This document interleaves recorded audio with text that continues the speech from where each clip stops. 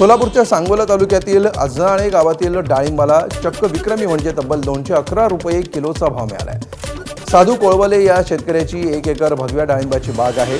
शेतीमध्ये योग्य नियोजन, आधुनिक तंत्रज्ञान याचा वापर करत साधू कोळवले यांनी आपल्या 1 एकर क्षेत्रामध्ये 8 बाय 6 अंतरावर सुमारे 1000 डाळिंबाच्या झाडांची लागवड केली आहे। योग्य खत व्यवस्थापन, पाणी नियोजन आणि सातत्याने केलेली निगा यामुळे त्यांच्या डाळिंब बागेची गुणवत्ता उत्तम झाली आहे। या बागेतून सुमारे 20 टन डाळिंब उत्पादन निघालं। त्यांना 211 रुपये प्रति किलो असा दर मिळाला।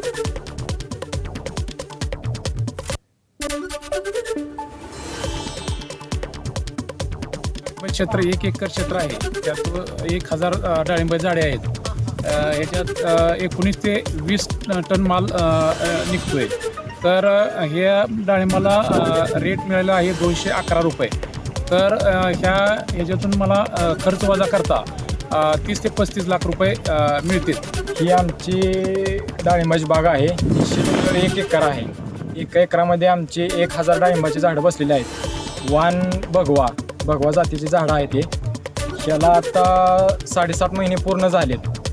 ह्याचं आम्ही 211 रुपये प्रति किलोने आमचं दर भेटलेला आहे आम्हाला। धुळे शहरासह जिल्ह्यामध्ये या आठवड्यामध्ये पावसाची हजेरी लावली आहे, तरी सुद्धा संपूर्ण जून महिना कोरडा गेला आहे। जूनच्या 26 दिवसामध्ये केवळ 2 दिवस पावसानं हजेरी लावली। आता पावसानं दडी मारल्यामुळे जलसाठ्यांमध्ये घट होते। जूनच्या मध्यामध्ये जिल्ह्यातील प्रमुख मध्यम प्रकल्पातले जलसाठे 50% आत होते। काहींनी तळ देखील गाठलाय। गेल्या वर्षी जुलैच्या पहिल्या आठवड्यामध्ये जलसाठे ओव्हरफ्लो झाले होते। यंदा अक्कलपाडा प्रकल्पामध्ये केवळ 34%, तर नकाणी तलावानं देखील आता तळ गाठलाय। भंडारा जिल्ह्याच्या काही भागामध्ये मान्सूननं हजेरी लावली असली तरी खरीप हंगामासाठी आवश्यक असणारा दमदार पाऊस अजून झालेला नाही। त्यामुळे पावसाअभावी जिल्ह्यातल्या खरीप हंगाम संकटात सापडलाय।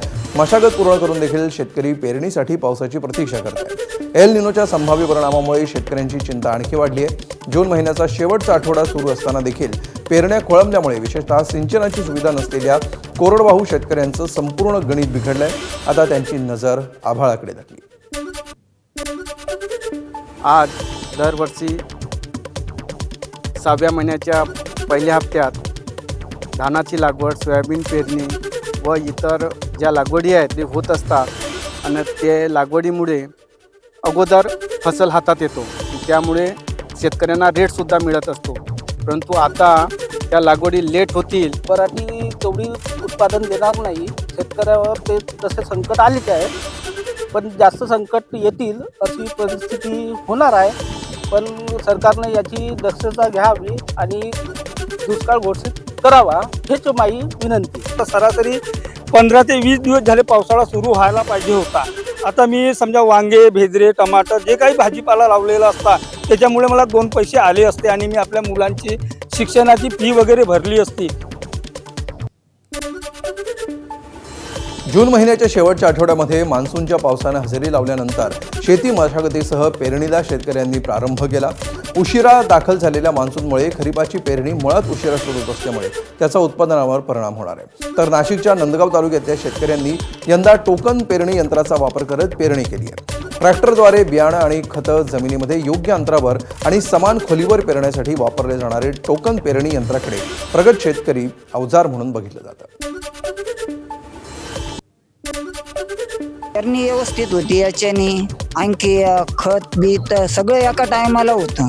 पाऊस कमी राहतो, ओल येतं, आपू पहिले काही सरी ओढायचो, नंतर पेरायचं, बियाणं टाकायचो, मग परत आपल्याला चट मारायला लागायचा किंवा राख्या मारायला लागायचा। त्याच्याने काय व्हायचं, रान वाळून जायचं। पाऊस त्या पद्धतीत पडत नाही आता, पहिल्यापेक्षा आता कमी पडतो। त्याच्यामुळे त्याच्यात आणखी लेट झाल्यामुळे हे योग्य आहे बा। आमचा फायदा म्हणजे मजूर वाचता सर्व म्हणजे त्याला 6-7 मजूर लागायचे, तर एकाही मजुराचं काम नाही आहे, फक्त ट्रॅक्टर ड्रायव्हरचं पूर्ण करून घेतो। 4 पट मेहनत वाया जायची आणि आता हे म्हणजे 1 तासामध्ये एकरभर पेरणं होऊन जातं आणि माणसं पण मजूर पण लागत नाही, काहीच नाही।